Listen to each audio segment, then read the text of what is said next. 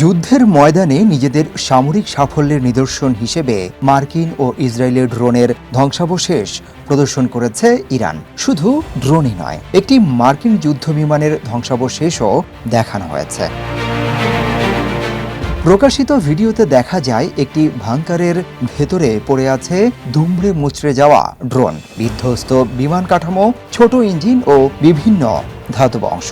ইরানের দাবি, যুদ্ধের সময় এসব সামরিক সরঞ্জাম ভূপাতিত করা হয়েছে। তবে ভিডিওটির স্থান ও ধারণের তারিখ স্বাধীনভাবে যাচাই করা সম্ভব হয়নি।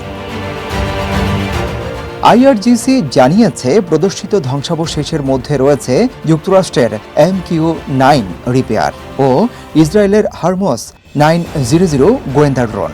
এছাড়া মার্কিন বিমান বাহিনীর F-15 যুদ্ধ বিমানের কিছু অংশও প্রদর্শন করা হয়েছে।